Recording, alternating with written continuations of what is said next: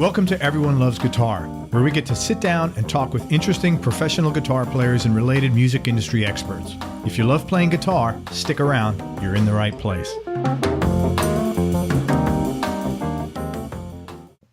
Hey everybody, this is Craig Garber from Everyone Loves Guitar. We have an extremely talented, a really, really talented guitar player, creative guy, and a very deep thinker with us today in the show. We got Chris Nix. Chris is a guitarist, composer, and producer-engineer. He was born and raised in Augusta, Georgia, and he's currently living in Nashville. He started playing guitar when he was 7 and played his first grown-up gig when he was 12. At 15, he was a member of local legend Jeff Jordan's original band, and he grew up jamming with the guys from James Brown's band at a jazz club. Sorry, I'm spitting everything today. Called Le Café du Taux. Did I get that right? Yeah, the Café du Taux. Awesome. And this was in Augusta. I was in Augusta. Very cool. One of Chris's students, a guy named Keith Jenkins, who Chris taught from his very first chord, wound up being James Brown's lead guitarist and band leader for the last 13 years of James Brown's life. He had his own original instrumental trio in his teens that played shows with Eric Johnson, Steve Morse from the Dixie Dregs, Robin Trower, Mother's Finest, and loads of other bands. And my question for you, I just want to interrupt, was that like your predecessor band in a sense to the Power Triplets that you have today? Yeah, it was probably the first seed of that, in that it was a trio and, we were doing the weirdo little instrumental stuff there, all right. And, again, the drummer and bass player in that group was great. Actually, it was a drummer named Jamie Jones and two different bass players. The first bass player named Dwayne Wilson and another guy named Cam Ball, and all of them great musicians. So I thought it was really cool. You could be like Deep Purple. That was Power Triplets M1. Yeah, right? Yeah. You ever looked up Deep Purple? Yeah. It's like, well, it's still different. I was much more controlling in that. I was a lot more, with the Power Triplets. I've come up with most of it, but I'm really interested in hearing their interpretations of it. For the most part, but with the early, I was a little asshole when I was a teenager. I just thought I had it all figured out. So that's who wasn't. I'm saying, yeah, exactly. Chris has worked as a clinician for Fender, Line 6, THD amps, and other companies. He's written and recorded with a ton of people, including Stan Lynch, who's the drummer for Tom Petty and the Heartbreakers and the producer for Don Henley and the Eagles, Michael Latanzi, who's a producer for LL Cool J, Jewel, and Steve Vai. Currently, he's the music director for the charity concert series Nashville Drummers Jam. As a sideman, he's performed and toured with Chuck Wicks, Joe DiMessina, Billy Ray Cyrus, Jada Dreyer, Jace Everett, and most recently, he was the lead guitarist for the rock band Tonic. He's currently the guitarist and composer for the Power Triplets, a trio which also includes bass alien Trip Wamsley. Is that pronounced Wamsley or Wamsley? Trip Wamsley. Trip Wamsley. Two names that I very not common. Trip Wamsley and drummer extraordinaire Tom Hurst. The band has 2 records out, Ta-Da, which was released in 2008, and Music for the Adventurous, released in April of this year. We're going to talk a lot about Music for the Adventurous. It's a really, really good album, and I'm not just saying that because we got Chris here. It's fantastic. Chris, thanks for coming to the show, man. I appreciate your time. Oh, thanks for having me, Greg. This is great. So, real quick, before we get started, what was the last piece of music you listened to before we started talking 3 hours ago? Actually, it was a thing that I'm working on right there last night, and which I don't think it has a title yet. I've got a couple I'm kicking around, but yeah, that was the last thing. So. A new piece you're working on, right? For the Power Triplets, or just unknown? That one I'm not sure what it's going to be. That one was new. That was like new to last night. Like I just started working on it last night, so I don't really know. Like with the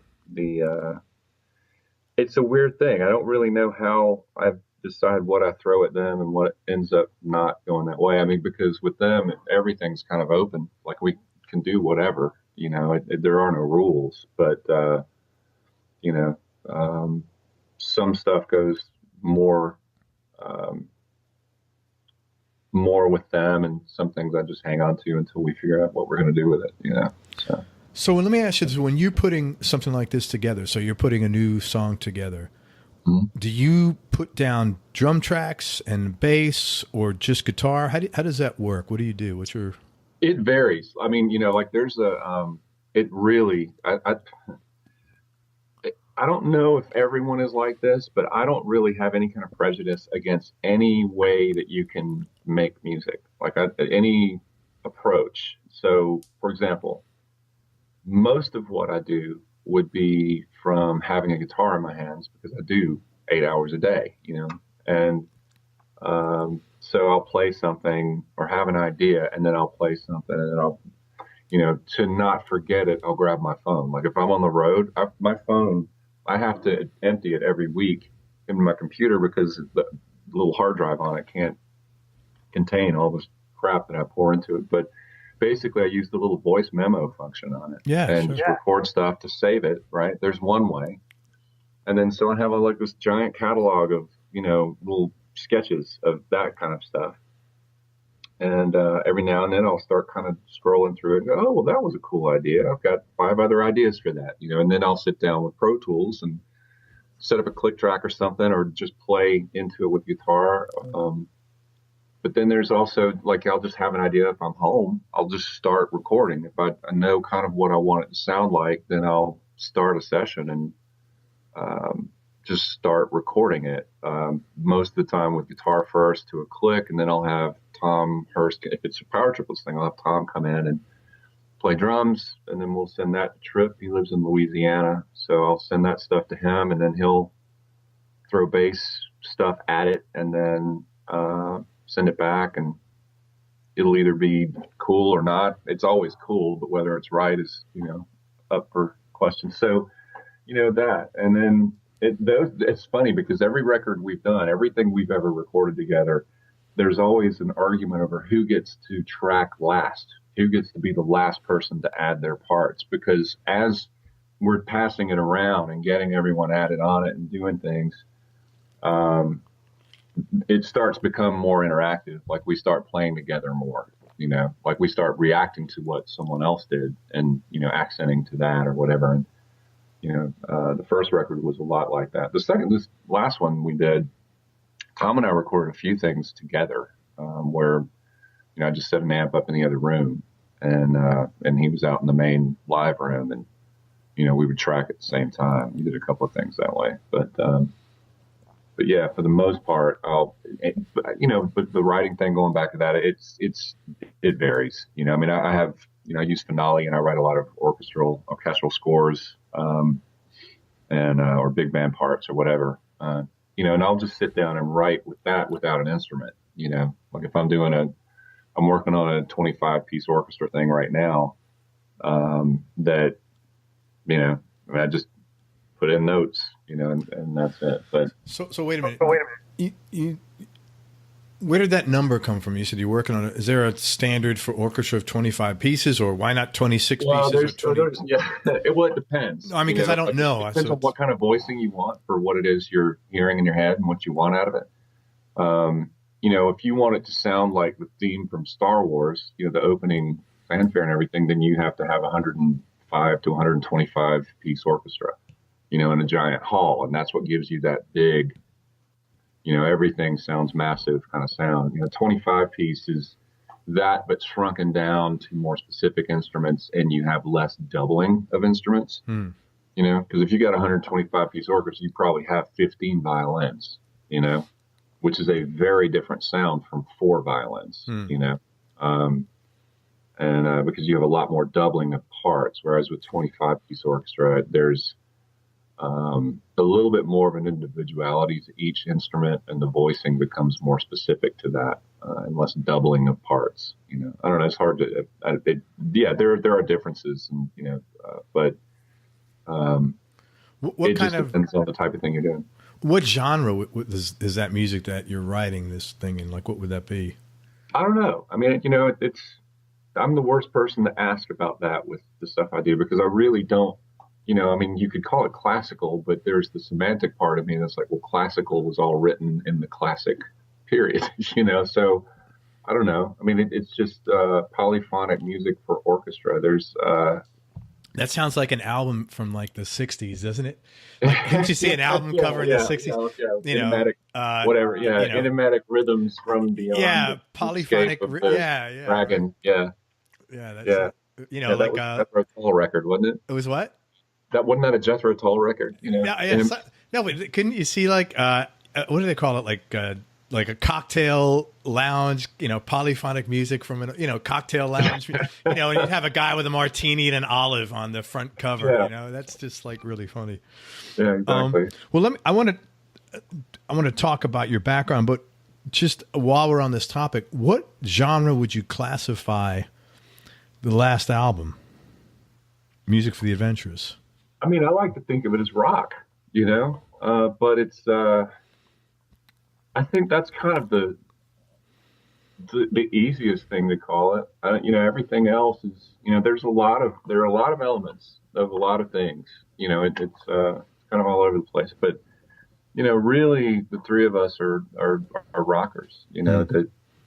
I mean, all of us have dabbled with jazz and to greater or lesser degree, and classical and all kinds of things. But funk and R&B. I mean, I grew up in Augusta, Georgia, where James Brown is from. So that I grew up playing that kind of stuff, and so I mean, it's all of it's in there, but it really just kind of comes down to rock. Like, there's still going to be some element of that angry young man, kind of yelling at the world in there somewhere. Yeah, no, I was curious because it's like classifying, for people who don't know the Power Triplets, it's like classifying Government Mule. Yeah. Right? Yeah. They've got progressive, they've got jazz, they're going to have a slight Latin, they got tons of blues, but it's rock.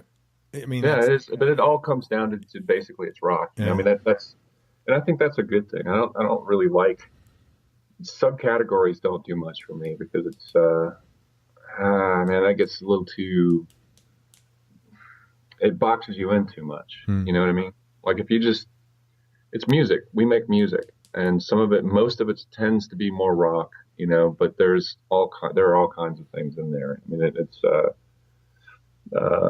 we all have each of us have the attention span of a gnat when it comes to stuff, so, which is why we play the way we do. So, oh, this is really awesome. Become obsessed with it for a week and get it totally down and really into some particular thing. And then it's time to find something new to, get really obsessed with. So it's fun. That's what it is. What kind of music is it? It's fun, It's fun. That's right. All right. Hey, so from Augusta, you talked about your listening to James Brown. How'd you first get exposed to music? Were your parents involved, or did they turn you on to it? Or I don't really remember. I mean, I know that. From the earliest memories I have, I wanted to be a musician. And I was really into art. I drew a lot. I drew pictures and made paintings. And I remember, being at my aunt's house. My dad's sister, she had a piano. My cousin Dee was taking piano lessons, and I remember sitting down at her piano and kind of figuring out the mechanics of it. Notes go up, notes go down. Cool. And you kind of end up probably like 3, going, man, this is awesome. But I mean, just always loved music. My parents loved music, and they were fairly young, so it was a lot of the music of the time. It was. I was born in '69, so I grew up listening to the Beatles and Led Zeppelin and Jim Croce, and would stay with my grandmother on weekends sometimes, and we would watch Hee Haw. Yeah, I remember that show. So yeah, I mean, which was great because you had like a $1 Million Band with Roy Clark and Chet Atkins, and Jerry Reed would come on sometimes and just wipe the floor with both of them. Oh, it's cool. Yeah. What a guitar player so, that guy was.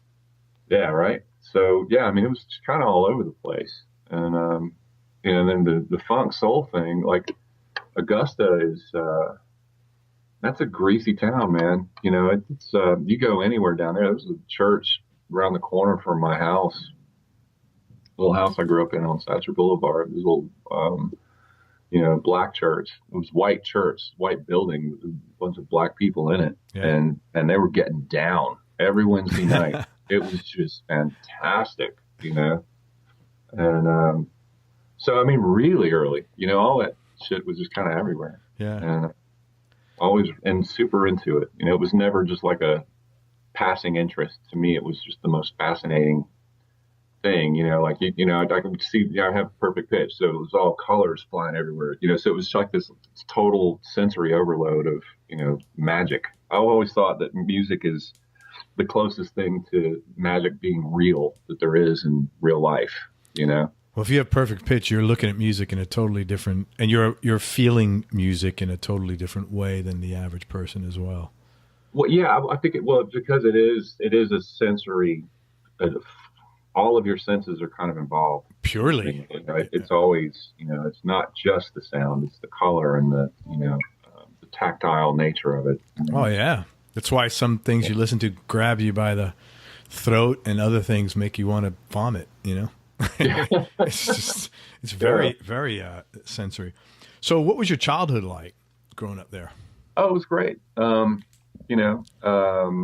parents were divorced when I was a kid, like 5, I think, something like that. And so between different people they dated, I got to do a lot of cool stuff. Like this guy my mom dated gave me flight lessons, in a plane. And, we my grandmother had a place out at the lake, so we'd go skiing and water skiing at an early age, stuff like that. Yeah, it was cool. I mean, it was a pretty standard childhood, but it was very much if you wanted it, you had to go get it kind of thing, like nobody was going to just hand you anything. Because we were poor. So it wasn't like, hey, I want a guitar. Okay, we'll buy you a guitar.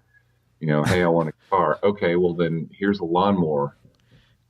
Start cutting, And so that's what I had to do. My first guitar was, lawnmower money. Actually most of my guitars have been lawnmower money, really. But yeah. You said we. Is it you have brothers and sisters or? Yes, I have a sister. I have 2 sisters and a brother. I have a sister that's a year and a half younger than me, or 2 years younger than me. And then same mom and dad. And then I have a half brother by my father. Yep.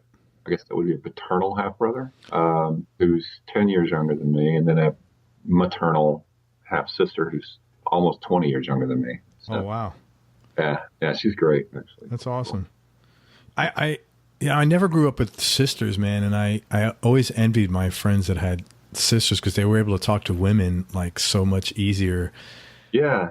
Than I was. That's a real thing. Yeah. I know. That is a real thing. I grew up in my parents being divorced, I basically lived with my mom and my sister. So I was around women all the time. Mm-hmm. And then my sister's friends were roughly my age, so then my sister was cute. So all her friends were cute, which was awesome. Yeah. But, but I was never, it's like talking to girls was never really a thing. In fact, I think my son was told by his mom, when he was in kindergarten, well, he had this crush on this girl or something. She said, well, you should talk to your dad because he's good at talking to girls. That's hilarious.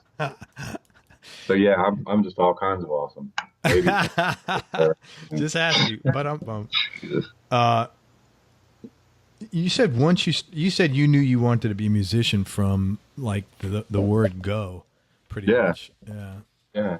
I think I don't even know if it was a want as much as I just was. I mean, I had a guitar and I had all the things. When you're a little kid, I remember having a guitar when I was 3 or 4. This little plastic guitar, and I used to try and make noise with it, and was always fascinated by drums. Thought I was going to get into guitar. Actually, all right, so this is kind of true. Totally true. I was really into wanting to play drums, and then I was watching the Partridge Family reruns after school one day, and saw Come On Danny. World. yeah, his song that was singing. So Danny Partridge was sitting there with an acoustic guitar and sang a song to his mom, and I thought, you can't do that with a drum kit. And somewhere around the same time, we went to this Savannah River raft race down at the levee, and there was a hippie with a 12-string sitting on a blanket singing to this cute girl, and they're like, all right, that seals it. You can't take a drum kit to the levee and sing to a cute girl on a blanket. So I guess I need to play guitar. But it was weird because I was going to play music. It wasn't because of girls that I wanted to play music. the guitar thing was, it was motivated by the fact that you could play songs and, move it around easily. And, it was polyphonic, like a piano, but you could still do single notes and all that kind of stuff. Whereas drums, it was rhythm, and rhythm is great, and way underrated in terms of its importance. But for me, it was about being able to carry harmony around, and in context. But it was never, I didn't join a band to get girls, it was to play music. So I think it's a different level of expressiveness completely when you're playing a rhythm instrument, like drums, and versus something where you can have a melody, and it's it's going to appeal to two different parts of you. And obviously the guys that are drummers, that's what appealed to them, but it's dramatically different. The appeal, the visceral appeal. It's still funny because I'm still obsessed with drums. I write drum parts, and I'm most of my best friends up here in Nashville are drummers. That's interesting. And they're all fantastic. But it's just hell, my son plays drums. But for me it was the guitar was it was about the melody, being able to do that and having control of that. Being able to make stuff with it. With the drums, I always, for me personally, felt like if I sat down on a drum kit, then I was sort of going to have to play along with the record, and that was all I'd ever do. Or I'd play with other people, but it was up to them to come up with the rest of it. And there were things that I wanted to hear and that I liked in the way melody worked that fascinated me. It was. I remember seeing Amadeus when I was a kid, and just losing my mind about how great the orchestra sounded, for one thing, and also that, well, here was someone that could do the thing that I'm into, which is sit down and just put notes on a piece of paper and then people play it back to you. That's a really cool thing, to be able to just get all this shit that's in your head and hand it to other people and have them play it back to you. Is a neat, it's a really neat, fun thing to do. So, while you're on that subject, do you find, like, when I write,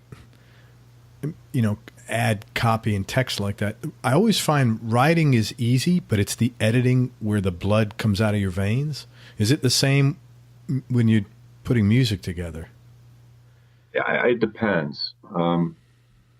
Sometimes music is finished. It's just a matter of dictation, of just, here it is, it's like a completed sentence, and all you have to do is write it down, or sit down with a guitar and play it. Other times it's just I've got things that I have not finished that I started writing probably, 10, 15 years ago, and I've added parts here and there over that time, but they're not done. And I've got other things that hell, there's a tune, I'm trying to think of which one it was. Oh, okay. So Glass Water on Music for the Adventurous. Mm-hmm. That is, I was sitting around, I wrote that. What you hear on the record is me writing it, because it was me with a guitar, and I was doing volume swell stuff with delays and played it. And that was it. It was done. And then I played it for Tom. And all I did was I recorded it so that I wouldn't forget it, and then played it for Tom, and I said, yeah, I haven't got a title for it yet or anything. And he said, well, I know what you're going to call it. You're going to call it, Tom loves this, so it's going on the freaking record. Or something like that, laughed.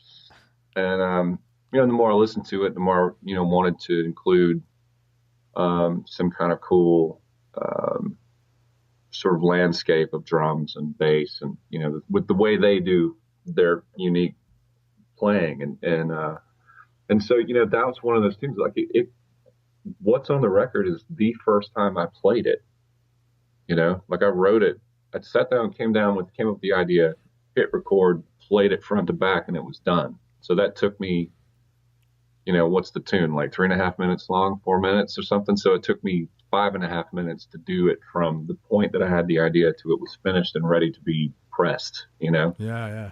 So, yeah, it can take forever, and some things will never be finished, or it can take 5 minutes. It just depends. And The editing thing, I try not to be. I can fall into that. I know what you're talking about. Being OCD is it's real. The struggle is real.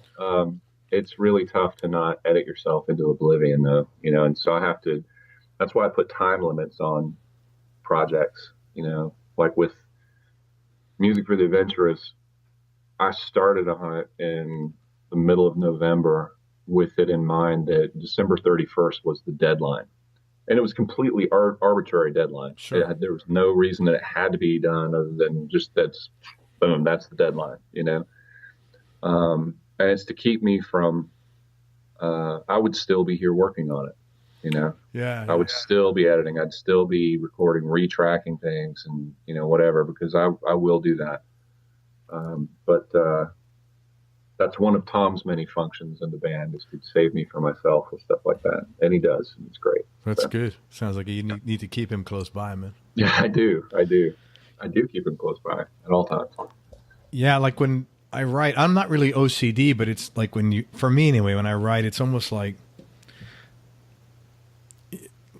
you got the first drop is a slab of wood. And then on the next edit, now you could start to see, oh, this is going to be a woman. And on the next one, then you can say, oh, and she's going to have long hair. So it's like refines it a little bit. Yeah, and that's a valid too. I mean, it's not everything that I've ever done. Like I said, I'm not against any mode of creation. Like that. I like the idea of finding the form in the marble, so to speak. I like doing that, and it's fun. It's fun to do it with music. It's a little bit less often, but I do like doing that. You come up with something and then you kind of fiddle with it, and we'll see if we can turn it into this or make it fit into that, or that kind of stuff. And but yeah, I have no aversion to anything, because when it's all done, it's all been through your filter. We were talking about that earlier with guitar players. Uniqueness is that everyone has their own filter. Every musician, every artist of any kind, be it music or sculpture or painting or anything, it's everyone has a filter that they put the world through, and it comes out in their art. And the uniqueness and completeness of that filter is what determines its originality, and how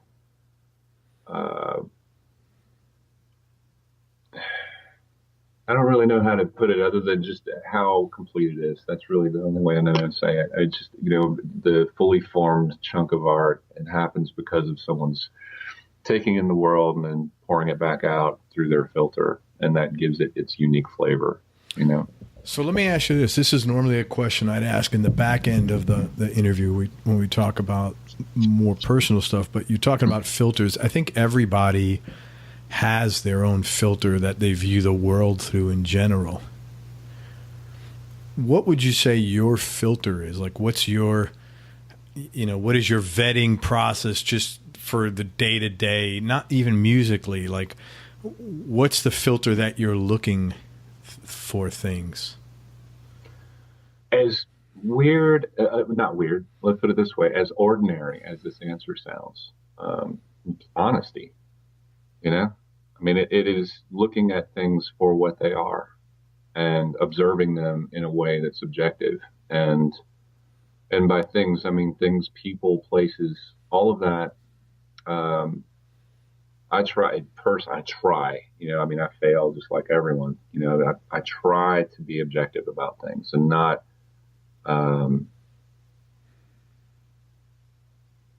it's weird. Like the filter thing only applies with me to art.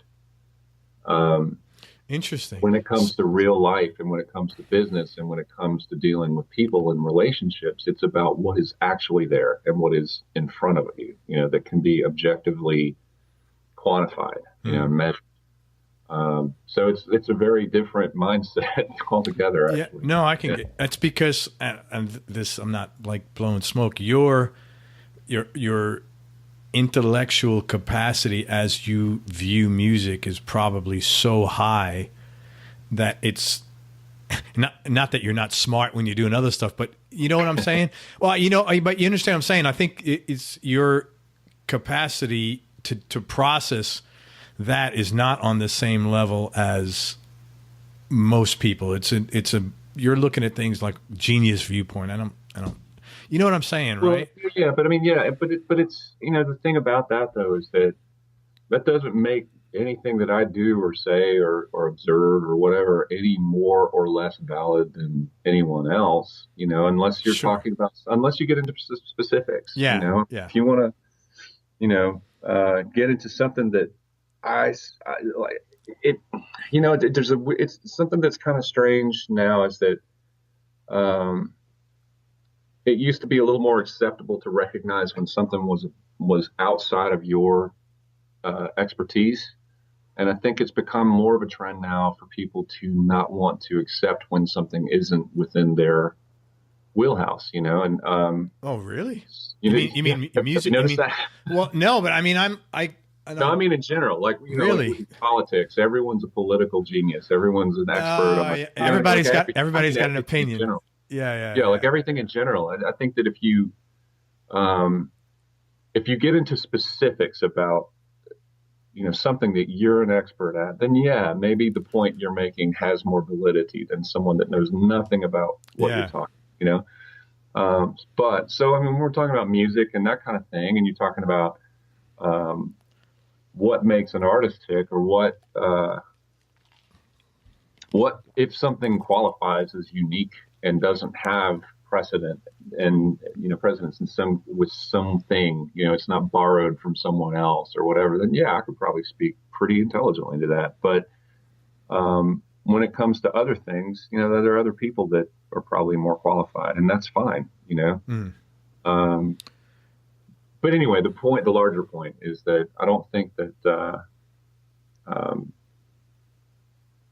everything that I do is somehow amazing and wonderful or correct. I hope for it to be. Well, I'll have to ask you. I'm going to have to get your wife on the call and see if that's true or not. I'll still tell you that I'm always right. It's just I'm concerned. And, I think everybody's wife is going to say that. I know mine would. Yeah. And my kids would probably back that up. So, yeah, no, it's interesting that you say that, because I'm the other way, man. If I don't know something, I don't want the responsibility of having to pretend. It's like just more baggage that I have, unnecessary baggage. Well, that's exactly what I mean. I have no I mean, if I don't know something, I absolutely won't pretend to. You know what I mean? And but it is something I've noticed with other people. That's a trend these days where people, are told they know something that they don't, and then that's kind of a weird thing to me. But, I think that's a social media thing. Yeah, I think. It is. There's nothing wrong with it. That's the part that's weird to me. I remember my uncle telling me one time, I forget, we were talking about politics when I was like 10 or something. He said, "I don't know, son, that's above my pay grade," because he was a mechanic, and he's right. Yeah. The stuff that I was asking him about was not above, because that's a whole other class. Oh, it's above his knowledge base. But it's certainly beyond what he's interested in. Sure. So it's not something he can speak to, and there's nothing wrong with that. No, hell no. Whereas the person doing his job, the same job, now will sit there and claim to know all this stuff about how politics or how economics or any of that stuff works, when really they were just watching some cable news network channel that told them that they should believe this so that they can get them to do what they want them to do. And that's just kind of a screwed up way for things to be. But I would like to see things go back to where people just go, you know what? I actually don't know this, and I don't know that person that's telling me this. And so I'm not going to trust them just because they claim to be at the same party I want to go to, or whatever. Wait a minute. So you mean just because you read it on the internet, it may not be true? Yeah, that's a weird possibility. We're breaking ground here, people. This is I know. Right? Put this on Discovery Channel. Hey, you opened for some monster players as a young kid. Yeah. And I wanted to ask you specifically about Robin Trower, because he's been one of my heroes for a long time. I've really fallen in love with his playing over the years, and it's funny, I saw him twice over the last 5 years, and same thing. He's in his, I think, mid 70s, and he just crushed it both times. And What did you learn anything from him? Did you have an opportunity to maybe chat with him, or did you have enough observations? All those guys, I actually didn't get to interact with him as much, but because it was only one show, and it was us opening for him. That it wasn't a very large bill. It was just the two acts, and but somehow I just didn't get really to talk to him. I saw him very briefly after our set in the dressing room, but there were other people in there and that kind of thing. It was kind of a nod of the head type of thing. And, but the thing that I learned from that was, I learned from doing that show to start kind of paying attention to how loud I was on stage, because he was so loud that it was fucking painful. It was too loud. Yeah. I mean, he was great, but it was a medium-sized club, and he had two stacks. He had four Fender dual Showmans, which are basically Fender twin reverbs without the reverb, right? So 80 watt Fenders, which are ridiculously loud, really clean and loud. Four of those heads run through four 412 cabinets, and they were all the way up, and it was just. And I mean, I had just played a show with two half stacks, and they were pretty much all the way up, and they were Marshall Plexis, but to me, it sounded great. I'm sure the people in the front row were being, brutalized. But no, he was, it was really cool. Like, like I said, the volume thing was, I'd hate to let you down. I don't have any interesting story with him just because we never had the opportunity to talk, but it was a great show. I mean, it was really cool. Was that when I think they got James, was it James Jameson, I think, or something like that? Was a bass player, was a singer? Oh, I don't remember. Because he passed away like in... It may have been. I think that's right. This was like 80... What was that? 88? Something like that? 788. Might have been after that. But yeah, he's great. Like one of the... Very good show. Yeah. No, it was cool. Like I said, it was...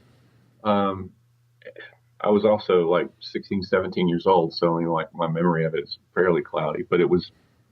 And because there wasn't anything remarkable that happened, where I got to hang out, like with Eric Johnson, there's a couple of stories with that where I got to talk to him and we hung out, and, Steve Morse. But, with him, I didn't really get to meet him. It was a really brief, I needed to get my guitar case. It was back in the dressing room, and it was kind of a, oh, what's up, kind of thing. But, and it just, the loud thing, it was, part of it was my fault because I was actually up at the front of the stage, because I wanted to kind of be in the middle of all of it. Sure. And, and it was pretty amazing, but yeah, it was cool. And the music was cool. I mean, it was funny because he obviously, like, we definitely were both kind of into the Hendrixy thing. And, the Univibe thing was kind of, that's what I learned from him. That's actually true. I always wondered what that chorusy, crazy sound that Hendrix had was on the Star Spangled Banner, like at the end, all that stuff. And I never knew what that effect was. And every flanger and phaser and chorus I'd ever tried didn't sound like that. And, and he had an actual Univibe, like an original Univibe on the floor. And whenever he'd kick it in, I was like, that's that sound, so I went out and got a Univibe after that. And I was like, yeah, that's that thing. I was trying to figure out what it was. Because, back then you couldn't just Google, You couldn't go to gear.com or whatever the hell it is and see all the permutations of database that had all the stuff filed Hendrix rigs. Yeah. Hey, let's talk about the Power Triplets. And so I want to just let everybody know, I spent the past weekend listening to the latest CD. It's called Music for the Adventurous, and it's really, really good. It's an old school power trio. It's three dudes, and they're on 10 the whole time. I don't mean that volume-wise. I mean, it's like they're fucking energy-wise is just like every song, they're like, okay, we're going to give 110% on here from the first downbeat to the last upbeat, and we're going to squeeze as much water out of these stones as we possibly can. It's a really, really energy-packed album filled with good stuff. And I was talking earlier with Chris, and I hate to compare an artist to another artist, but just for the sake of everybody listening who isn't familiar with the Power Triplets, they kind of sound like, if you had to classify something, it's like early 1970s Jeff Beck when he played, Beck, Bogart, Appice. It was Tim Bogart and Carmen Appice, BBA.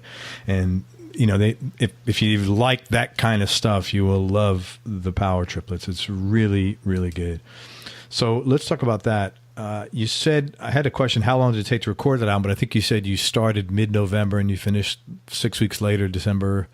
Yeah, we did. Started working, but that was also, I was kind of doing gigs on the road. Like, I'd go hop on a bus, go do a thing for a weekend or whatever, and come home.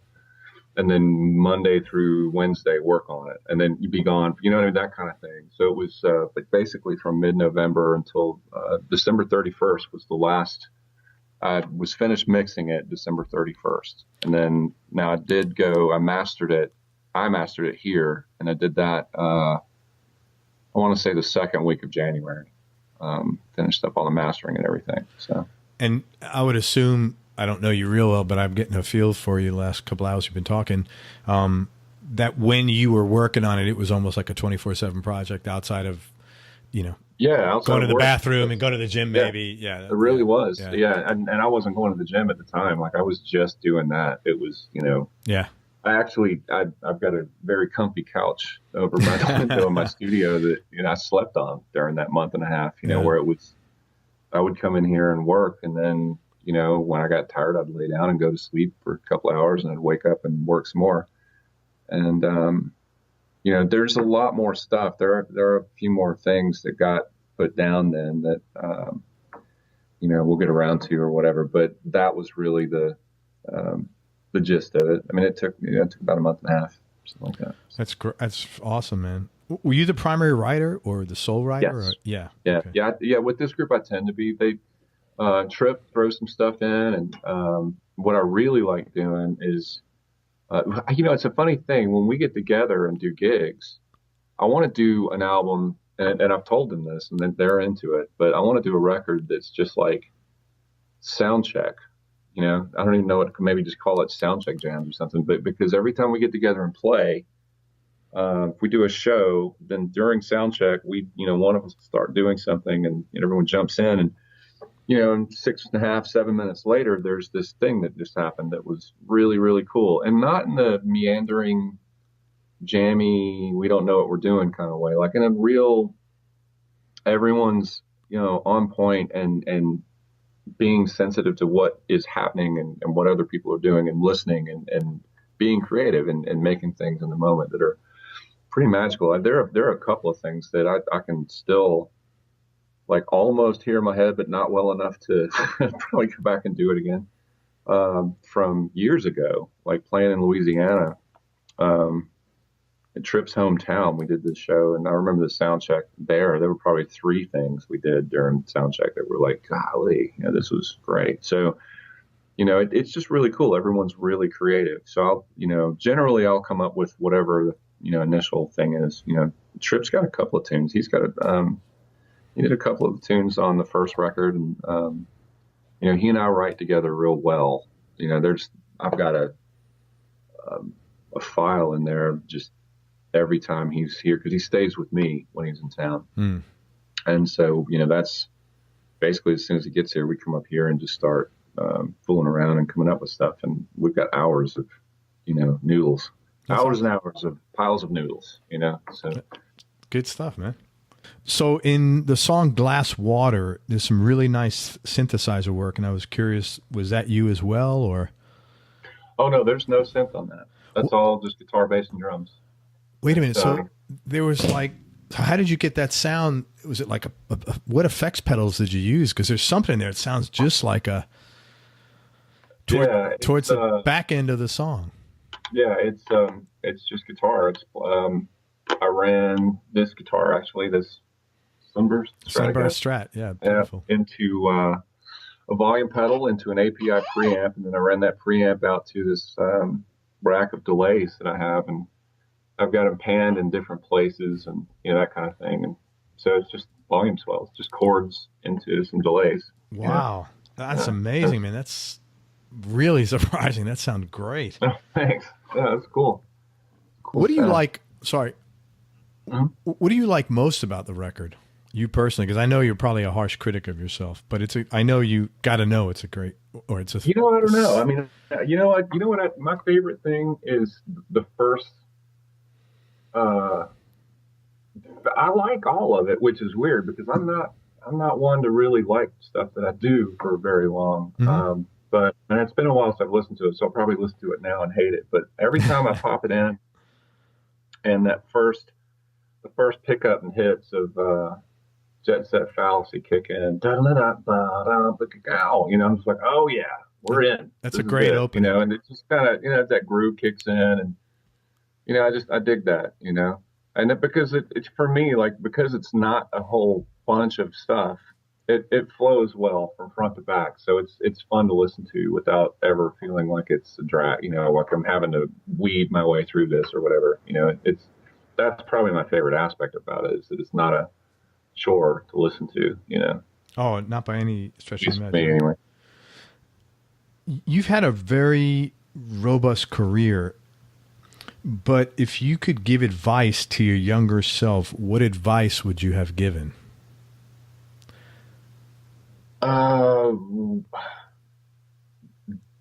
Probably I wouldn't have listened to me because I was me then.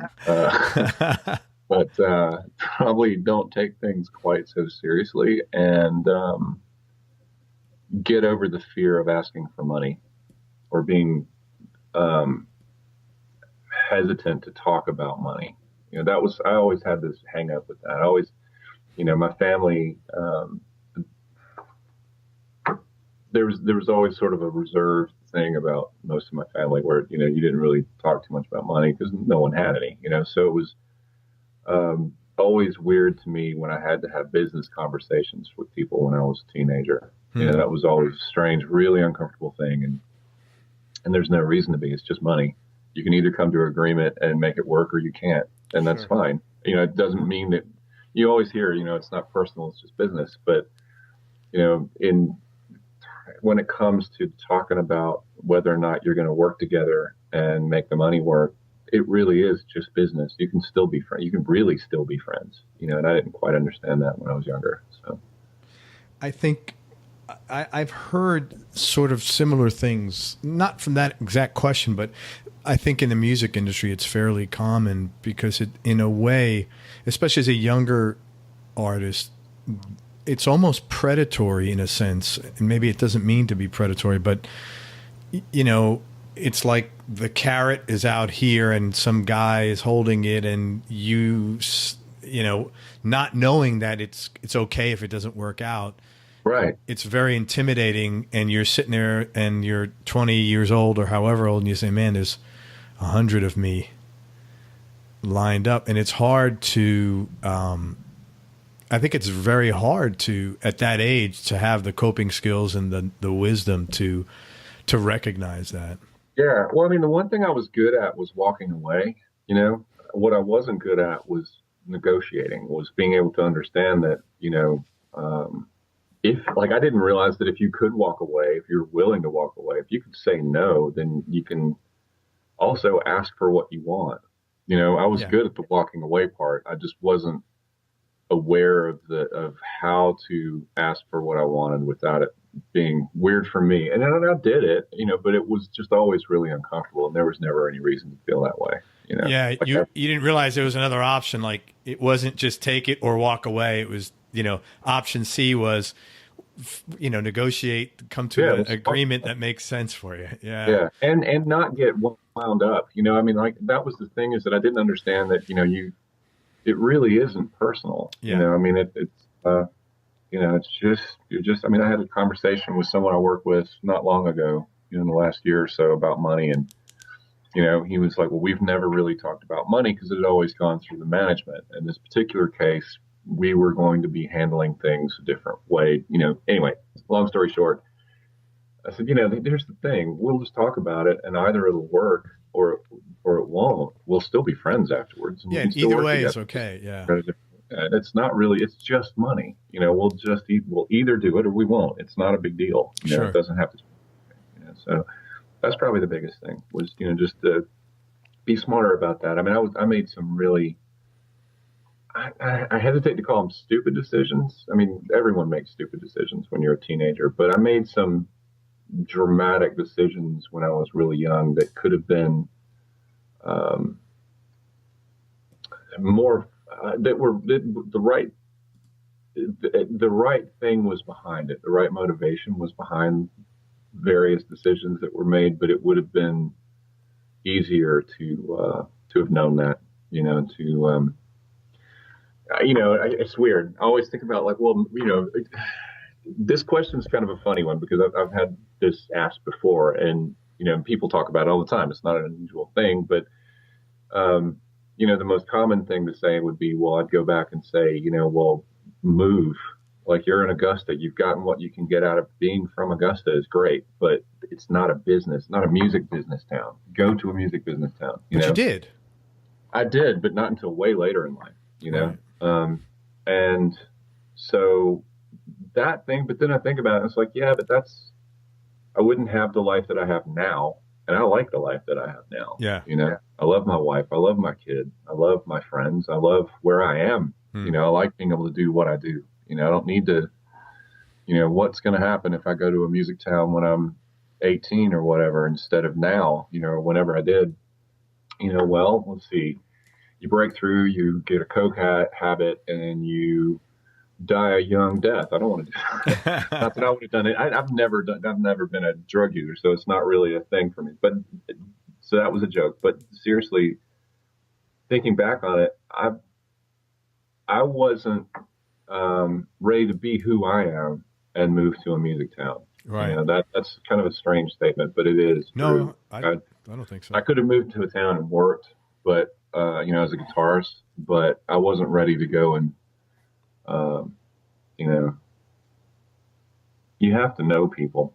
You can't just blindly move somewhere. You have to be really good at meeting people quickly, and I'm not. Right. I'm not good at doing that. So I totally get it, man. Let's talk about your gear for a little bit. Mm-hmm. It sounds like on the record you're a pretty consistent Strat player. Yeah. And you're a lefty too, aren't you? Oh yeah. Yeah. I'm completely backwards. All right.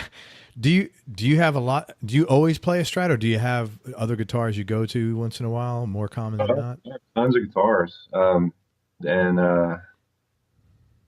but the Strat, I've always played Strats since I was a kid, and I've just always been fascinated by them. And but I love all guitars. There's really not a guitar you can name that I don't want if I don't have it, because I love all of them. And, sure.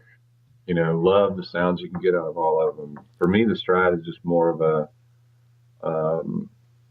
I can make a Strat sound like anything, and with a Les Paul, I've got a couple of great Les Pauls. They always sound like Les Pauls, Yeah. Martin, I've got a D28 that's this beautiful old D28, and it always sounds like a big, beautiful old D28, but with a Strat, I can make it do a bunch of different things, and I'm into that. So what's your go-to Strat? I've got a Sunburst that was bought as an afterthought a couple of years ago. It was a 57 reissue that was made in Japan back in the early 80s. So it's an early 80s 57 reissue from Japan. I bought it about 4 or 5 years ago because I needed an extra guitar for a tune. Like, you go on the road and you have to have X number of guitars to do whatever job you're doing at the time. And I was going out to do a gig that had to have something like 6 or 7 guitars between the tunings and the, whatever, and guitar changes and then backups for those. And so I needed an extra guitar just as a backup. And so I bought this thing off of eBay for not much money. And got it home and opened it up and really loved it. And the neck on it I wasn't super keen on, so I pulled that off and got a neck made for it that was this company in New Jersey actually called Music Craft built it. It's a one-piece maple, the quarter sawn maple neck, which is very important. And 6100 stainless steel frets, and it's basically a 50s style Strat neck, just really well made. And so I put that on this thing, and at that point, that was it. Like, it just, you know how some necks and some bodies just work together and go, oh, there it is, you know, which there are physics behind that, you know. Something's you know, everything has a resonant frequency, everything. And so if you tap on a body and it resonates at G, and then you tap on a neck and it resonates at, say, C or F sharp, D, then if they go an F sharp, they're going to fight with one another. Yeah, you get a problem. It's not going to work at all. It's going to be a real dead sounding flat guitar, and you know, but you know, like this one, this body resonates at G, and the neck resonates at D. And it sounds amazing, you know, it just absolutely sings. And, you know, I have a couple, actually, you know, it's funny, all the guitars I have now, I'm really happy with. Like, none of them are dogs. Like, all of them are, you know, being left-handed, unlike righty, like all you right-handed folk out there, you have so many things to choose from. You can just pick something, oh, that's a pretty color, I'll take that home. All right, cool. So, you know, but with me, I have to like hand pick everything. Like it really sucks because not only am I left-handed, which limits my options, but I'm super, super anal retentive and picky about things, you know, little things. So I only have, I probably got 20, 30 guitars, but every one of those things were hand-picked, you know, over a lot of time, you know. I've had a lot more guitars in the past, but, you know, I just gotten rid of all the dogs, you know. And so now it's just the stuff that's great. Do you string it the same way a right-handed guitar player strings it? With the low E on top. Yeah. Yes. Okay. Yeah. Most of it, actually, it's weird. A lot of the lefties I know either switched to right-handed when they were kids, and that's Steve Morse plays that way. A friend of mine named Will. He's a great guitar player, plays right-handed, but he's left-handed. And I've got other friends who, most of the lefties I know that play left-handed guitars play with the high E on top. There's a buddy of mine in Augusta, Georgia, named Steve Mitchell. He's just phenomenal, and he plays that kind of Albert King style with the high E on top. But I didn't, you know, I wasn't smart enough to just flip a guitar over. I also had to, you know, make it backwards. So, well, it seems like it'd be a lot harder to play that Albert King style though than what you're doing. It's a lot easier to look at what a right-handed guitar player is doing and say, "Oh, okay, that could transpose that real quick to me." Yeah, you can't really do that if your guitar is strung upside down.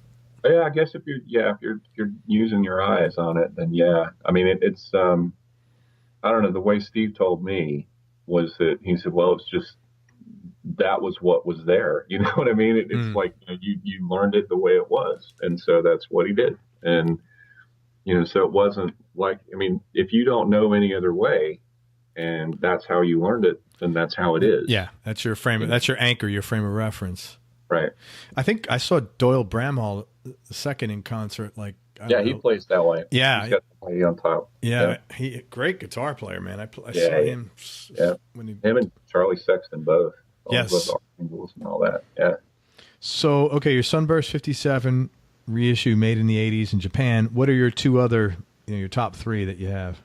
I've got an old Sir that John Sir made for me years and years ago.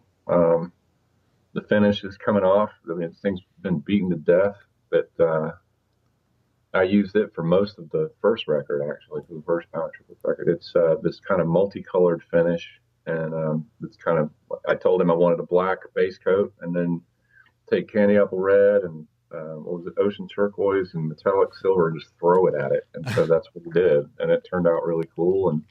But unfortunately, the thing's been beat up so much, the paint is like chipping off of it now. But so now it's a relic. Yeah, it's a relic. Yeah, ding ding. The old-fashioned way. Took it out on the road and beat the crap out of it. I don't know. I mean, I've got a couple of things that I really like. I've got the Tonic Tour. Fender gave me this really bitchin' EVH Wolfgang that I've been digging on lately. I was surprised at how much I like that guitar. The pickups in it, It's funny. A friend of mine, Michael J, and I went to pick it up, or we got it to the house, and he was over here, and I was I was just plugging it in to hear it for a second. Then I was going to immediately take the strings off and put some other pickups in it and change strings to what I like. And I plugged it in and started playing, and we're both going, man, these pickups actually are fucking great. So I'm actually talking to them. We're probably going to get a couple of those to put in other guitars that I have, just because they're awesome. But yeah, but that one's really cool. I've got an old Black Beauty, an old left-handed Les Paul from the mid '80s. That's black with gold hardware. It's the tuxedo of the electrical guitars. Right. It sounds great. And I've got this double neck that I designed that a friend of mine in Orlando, who's a custom builder, built for me. He's got a company called Troubadour Custom Guitars. And, but I drew it basically, in like Photoshop or something, and gave him the specs and the details on the neck, and tortured that poor guy for 8 months while he put it together. And it's great. It's really cool. So what is that? What's the shape of that? Like a Strat? S shape? No, it's original. It's a weird confluence of things. It's it ended up looking kind of BC Richish, I guess. Yep. But it's here. I'll show it to you. It's not going to do anything listening from good,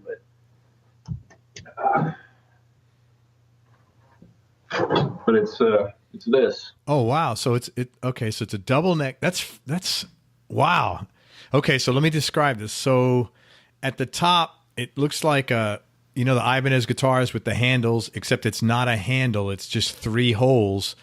Those are for architectural, like sort of a Gary, like yeah. I'm really into architect, so it's kind of that influence, but it was really for weight relief, just to keep the balance, because when you do a double neck, that's a lot of wood to have to carry around.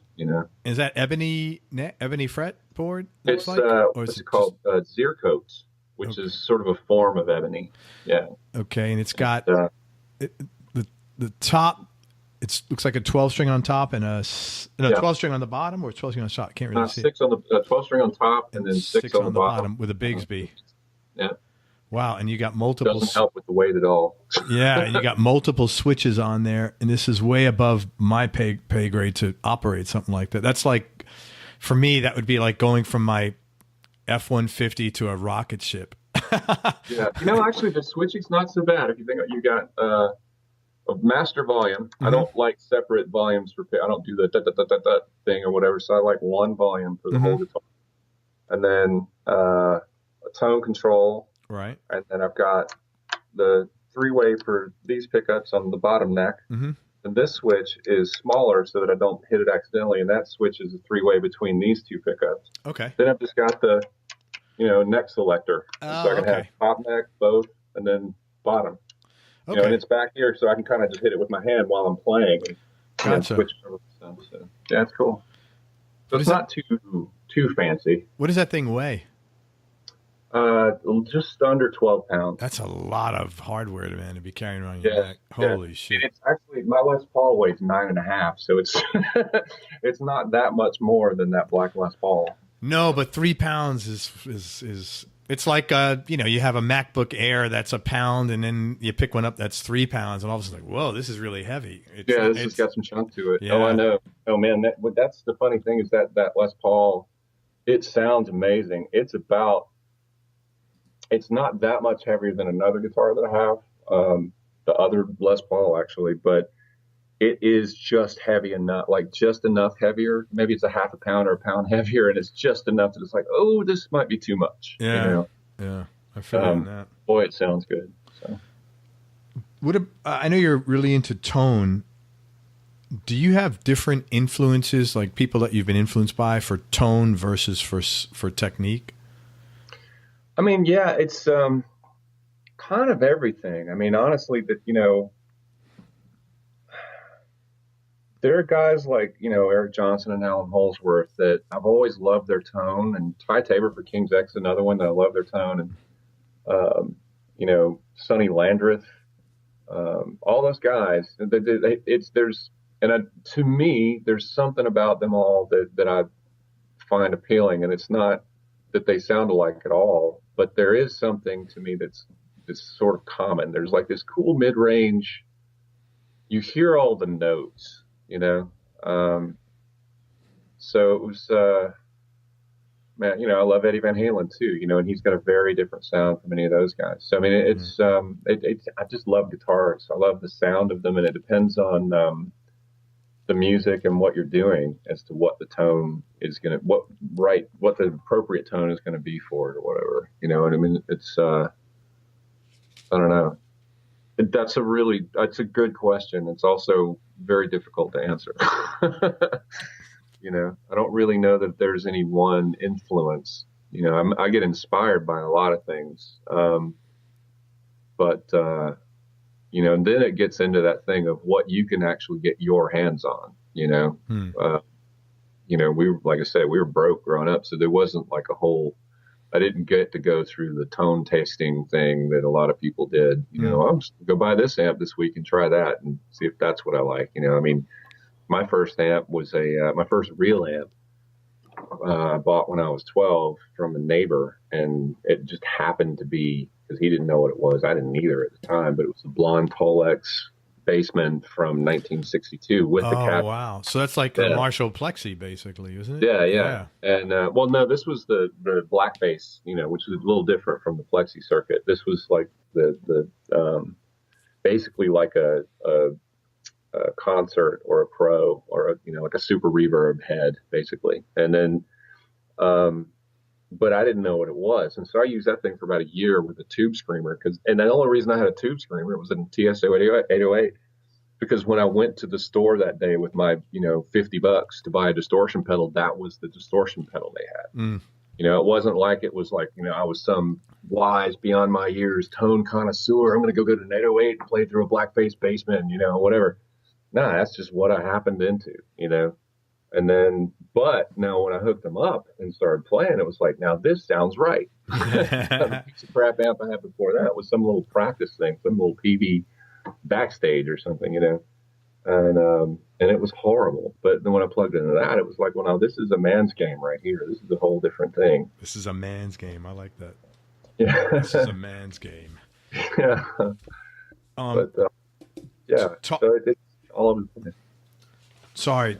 Talking about effects, I didn't really hear. I heard like some distortion and delay on the record, but I didn't hear like tons of stuff. And I was curious, do you use a lot of effects in general, or did I just not hear them and they're on there? Yeah, I do, but it's subtle. You know, it depends. You know, I mean, if when I'm tracking, I generally track dry. You know, with no delay. Unless I, you know, send the mic from the amp out to some delays in the rack or something and record that too on separate tracks. But generally the amps are all dry, and then I'll add stuff after the fact or whatever when I'm for recording. But for live, you know, I've got a couple of different setups. You know, with the Sideman thing, I've got a flight board that's that fits in a suitcase, you know, that has about 6 pedals on it, I think. And there's like an echo, an overdrive, and a boost, and like a univibe and volume pedal and tuner, you know. And then, but then I've got a big giant pedal board for doing sessions with, and I've got a rack for doing sessions that's kind of a, you know, wet rack that's after the amp and, you know, like studio level effects and stuff. So it just depends. Like it really, the way I look at it is that I'm very into the way, like, you know, some people like to divide guitar players up into you're a purist, meaning that you are a guitar, cable, amp, turn it up, go, right? Now I love doing that. That's also completely impractical if you want to go make a living playing the guitar, playing for other people, or if you're going to write music that isn't just blues or jazz, you know, or country. Like, unless you're doing some style of music that's one specific style of music, that's all you're ever going to do, you can't just do that, you know. Like, it's just impossible. So me loving that doesn't make it okay for me to just do that, because if I'm with the Power Triplets, I have to have all these other sounds. So yeah, I mean, there's the other part of me that's like, all right, well, or the guitar, you've got the purist guitarist, and then, but there's the other side of it where you're either that or you're an effects guy and you use all this stuff like the Edge or, Alex Lifeson or whomever. But to me, I've never understood that distinction.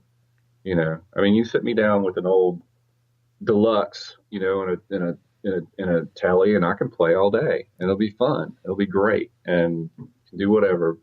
Plug me into a giant space age rack, and I'll find some stuff to do. Because the way I look at it is, it's the electrical guitar, and by the minute you plug it into the wall, you've introduced electricity into this equation, which means that the world is your oyster.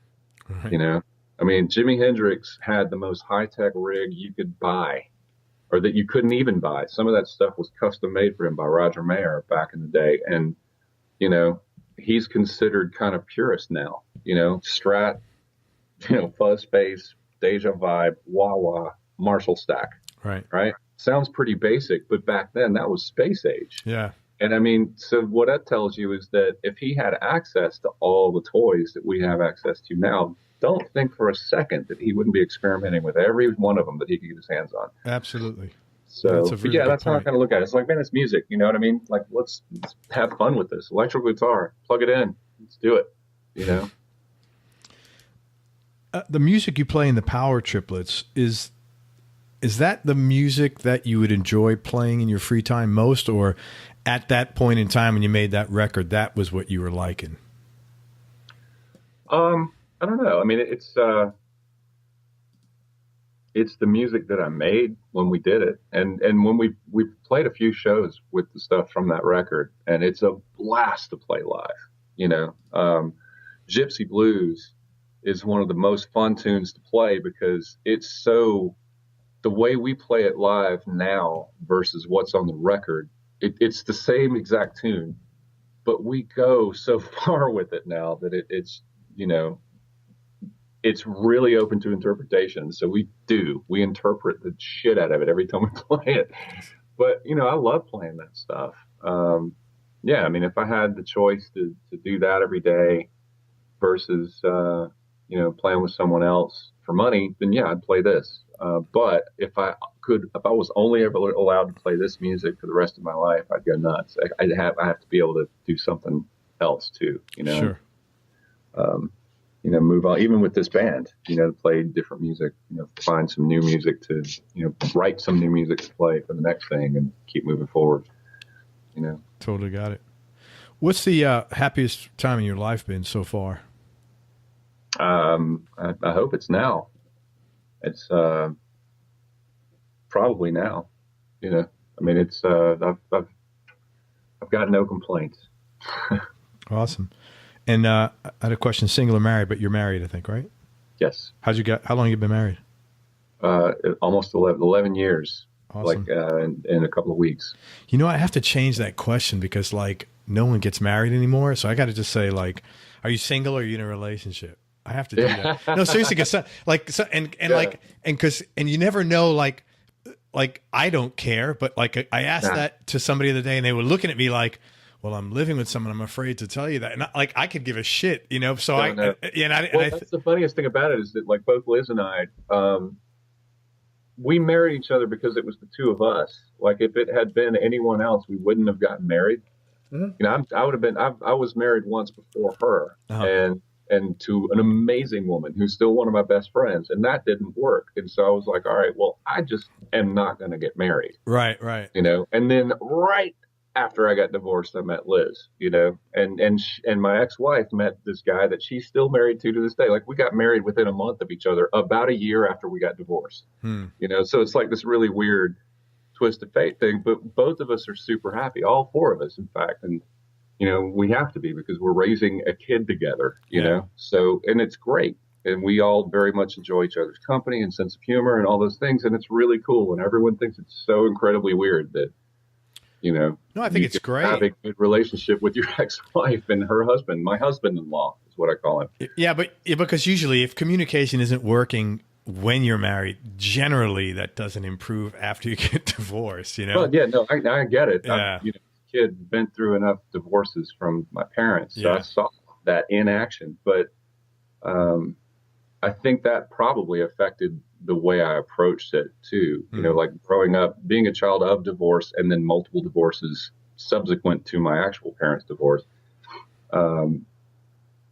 Watching them go through their various marriages and all that stuff, you kind of learn along the way. Yeah. You know, like, well, what I'm seeing right here is they're not talking. And what I'm seeing right here is that person's acting like this when it's really not that big a deal. So when in my first marriage, when we realized that that wasn't going to be a long-term thing, it was like, all right, well, that sucks. We both failed at this. And that really does suck to realize that about yourself, that you failed at something that important. But that was the thing that really sucked. And beyond that, it was fine. You know, we got divorced. We didn't have lawyers. We talked about how we were going to split everything up and all that stuff and did it. And you know, we actually went to lunch the day we went to the courthouse. You know, we had lunch together, just the two of us. Right. And it was great. It was cool. It was, you know, fucking weird because you've just done this thing, but it was still just unnatural. It's unnatural. Getting married is unnatural, but it's more of a, to use the buzzword, it's more of this thing you can lean into. You can't lean into a divorce sometimes. No, well, yeah. Well, I always thought it was funny. Who was it? Some comedian was talking about this recently. He said, you know, whenever you say, you know, oh, yeah, how's everybody going? How's your marriage? You know, it's like, oh, well, we got divorced. Oh, I'm sorry. It's like, no, don't be sorry. I'm divorced. I'm happy. Yeah, yeah. You know what I mean? Like, be happy for me. It didn't work out. And so, you know, but like in our case, it was, you know, we were married for 9 years and had been together for a couple of years before that. And it just, you know, it was just time. It wasn't the end of the world and didn't work out. And that's fine. And, you know, I met Liz and she's brilliant. And again, it was, Liz felt the same way about marriage I did, which was, you know, if it hadn't been you, it wouldn't have been anybody. You know, she was just the one. You know, that was it. I you know, for the longest time was like, the one, it's all bullshit, whatever. But I'm sorry, it does happen. You know, it's really rare, and it's not everyone gets one, but I did, and so I'm really lucky. Good for you, man. I feel the same way actually. So I know what you're talking about. I was divorced as well when I met my wife, and I was scared to death to get married again. But I trusted her because she was a lot smarter than me. And I knew she wasn't going to get married unless it was the real deal. Yeah, she had opportunities to be married, and she actually, you know, canceled them sort of like last minute because she knew it wasn't. So I said, you know, I approach it like if I ate at a restaurant and I got stomach poisoning, I wouldn't want to go back there. Doesn't mean that it's, you know, if it was Italian food or Chinese, doesn't mean you should never eat Italian or Chinese, you know, just because you got food poisoning. So I just trusted her, and, you know, it's worked out. So that's great. I feel 25 years, man. That's really great. I know. Believe me, I don't know how I managed to. I don't know how I managed to get that right, but I did somehow. Someone, very lucky. I had a question here. Any vices? But we could celebrate. You're no more vicing. I don't have any vices. No vices, man. I'm vice free. He's vice free. Yeah, I've been an on-off smoker since I was probably 17 or 18, and I'm off. I'm off for good. That's done. That's over. What? Do you have any hobbies outside of your work? Which is not a hobby, but I know it is. Well, here's the funny thing. My hobbies are things that still kind of, you know, revolve around my work, which is really weird. I like to build amplifiers. Like every amplifier that I play through, I built. Wow. And, and then also really like cameras and photography, and which helps when you do this, you know, for a living. It helps to be able to do things, extra art things. So it's, you know, that's really. But those are probably the only two things that I would call hobbies, because hobby is kind of a weird word anyway, but they're things that I do part-time. Stuff you yeah, like. Stuff I like that I do part-time. That's, you know, for fun. You know, those are definitely, those qualify, you know. The amp thing, I would buy amps if I couldn't make them, but I can, so I do, and it's fun, and I like doing it. And it's when I'm building amplifiers, that's one of the only times I get where I can listen to music for fun. You Oh, know, okay. Yeah. you know what I mean? Sure. Like where it's not for work. I'm not learning a song for a gig, or I'm not working on a piece of music that I'm writing. I'm just listening to stuff that's not mine and not some potential bosses. Yeah. And just, bust out, Van Halen 1 and turn it all the way up or whatever. You know what I mean? It's like that kind of thing, or Led Zeppelin 4, any Frank Zappa record, that's when I get to do that, when I'm messing with those things. So I saw Dweezil about a year and a half ago. He redid, he was doing, I think the album he played is, I can't think of it. We played one of the whole Zappa albums. It was like my favorite, like actually my only Zappa record that I really enjoy, soup to nuts, and it was a really good concert. yeah. Oh, we saw it for my birthday one year. I think it was the first year they were doing the Zappa Plays Zappa tour. We were still in Florida. Liz surprised me with the tickets to go see them in Orlando, and it was like a 3-hour show, I think. But it was the tour that they had Terry Bozzio and Steve Vai guesting on. Yeah, that was the first that one. Was really cool because they did the Black Page, and with the two of them playing it together, which was not something that had ever happened with Frank. Like he had written it when Bozzio was in the band, and then Steve came in and he wrote some harder parts to throw on top of it for guitar. But here's both of them playing this, amazing piece of music, and that was really cool. But the whole show was fantastic. I mean, you got to take your hat off to Dweezil, man. He completely stripped down how he played and educated himself about music in general. Like he went from being a rock and roll Eddie Van Halen guitar player to being able to play Zappa music, which is insane. The amount of work that he had to put in to do that is absolutely incredible. And, major respect for that. Like seriously. All right, I'm going to ask you 3 more questions, and then we'll wrap up. Who's had the biggest influence on your life? On my life, probably my dad. Obviously, there's the obvious. I wouldn't be here, without him, and my mom. But Dad was kind of like the. It is him because he made me earn it in a good way, not in a you shouldn't do that. He never tried to talk me out of being an artist or a musician or anything.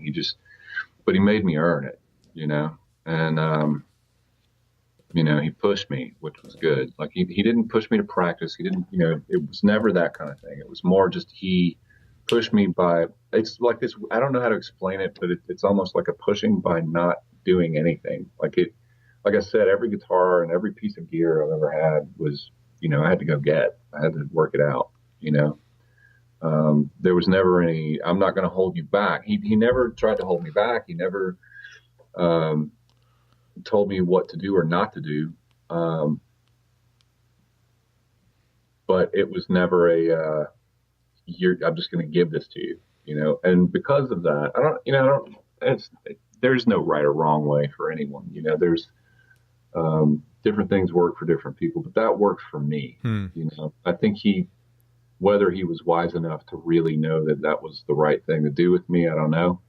I'd like to give him credit for that, and he'd like to take credit. I'm sure he'd like to take that credit. I'm sure, but it was the right thing to do with me, which, I needed that kind of kick in the pants of, if you want it, you're going to have to go get it. So that was, and he was always really encouraging. Like, he's come to, he comes up to Nashville quite often, drives up from Augusta.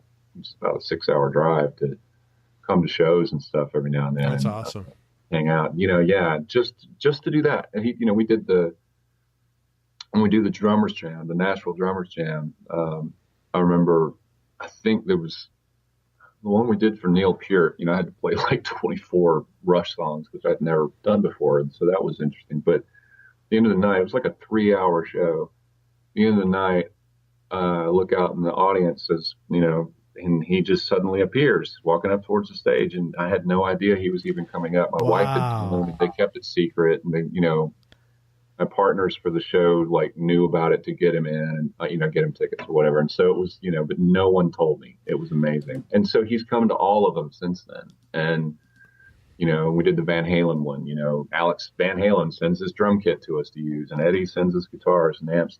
You know, so it was. He came up for that. And what he does is he grabs my son, and you know, on the way up because he lives with his mom in Atlanta. So when he's not here, so picks him up and brings him to the shows. You know, he'll pick him up out of school on Monday nights. So he'll pick him up from school, and then bring him here for the show that night, and then the next morning be on the way back down there, you know, going back home. So he just comes up for the show and leaves, you know, and it's neat. That's very cool, man. Really? But yeah, nice. Definitely him. I mean, he pushed me, you know, he was the guy. I remember him telling me one time when I was really young, like 7, that, you know, that everyone in the Commodores has a degree in music. Okay. Right. Yeah, no, it was really funny. It was like, basically his point was educate yourself, you know, like know what you're doing, you know, if that's what you want to do, know what you're doing. So yeah, it was cool. That is really cool, man. I believe in that, your dad's value system. I think if you don't have skin in the game, I think we are raising a nation of fucking emotional quadriplegics because you know, I don't know. That's everything is general for me. You know, like I think that's easy. I think that's kind of always been the case, though. I think it's always been easy to say the things that you see are the things that are what's wrong with things. But the truth is, you don't see most of the people. You know what I mean? Like it's too easy to generalize about the people that you see that are on social media. But there are a lot of kids out there that can't get on because they're poor or whatever. But you know, it's I don't know. I don't think it's a good idea to like generalize quite that much. You know what I mean? Like just a blanket statement of, you know, well, this is that and then whatever. Because, you know, plus it always works differently for different people. Like my kid has more than I ever had growing up. You know, I mean, I told you about the divorce thing. Like his parents are doing real well and have a great house, and we're doing all right. And we've got actually, this is the nicest place I've ever lived in my life. And this kid's growing up in both of these places, you know, like mansions compared to what I grew up in, you know, and he has everything he's ever wanted, but he's still a sweetheart. Yeah. You know, and genuinely, that's not the dad's blindness either. He is actually a really, really sweet kid and doesn't ask for anything, you know, and he doesn't want people to do things for him, you know, and all that. So I think it's, you know, there's a lot of human nature. There's a lot of that whole nature versus nurture thing. There's a lot to that. He came out the way he is. It's easy to take credit for it, but the truth is he popped out being the kind of guy that he is. And it was just up to us to not screw it up. And you know what I mean? Yeah. But if you have a bunch of idiots giving birth to idiots, then that's what you're going to have is a bunch of idiots, you know? So it's kind of, it sort of happens, you know? Well, I could tell you in my experience in raising 3 kids, 90% of the kids are not, and not what I've seen, which lends to my generalization. And obviously got every right to disagree with it, and it's totally cool.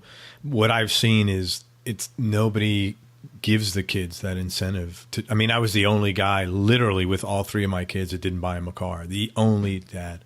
Right. Yeah. And that's not a good thing. I agree with you there. That's, you know, he's buying his car. You know, I had to buy mine. It sucked. It was a piece of crap. You know, all of them were, you know, I say I bought it. I don't even remember what my actual first car was. It was either an old used mail Jeep, like for delivering the mail, right, painted orange, or a blue Pinto, but I can't honestly remember which one was first. But I can tell you they were both horrible. Yeah. You know, so his first car is going to totally suck. But you know, and I think you should have to go through it. I mean, because one thing, it teaches you how to take care of your car. Of course, man. You got to have some skin in the game. Otherwise, you have nothing to lose. And like what we see, and we live in a, you know, it's just not an affluent area. It's, you know, middle class areas.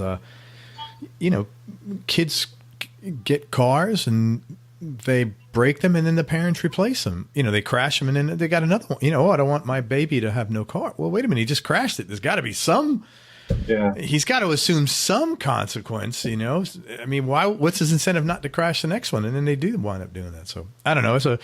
Obviously it's beyond this conversation, but it's a thorn in my side having raised 3 kids to have to see this, and to me, it's like just raising, trying to, empower them that, hey, you feel good. I don't want to deprive them of feeling the satisfaction of doing stuff for themselves.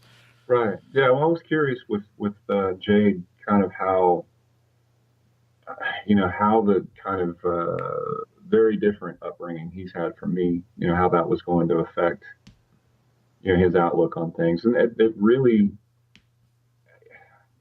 not any different than mine. Like he and I see things very much the same way. And, there's a reason for that. I mean, his mom is, she's a woman that I married, which means that she and I had some things in common. And then, he's a product of the two of us. And so there are certain,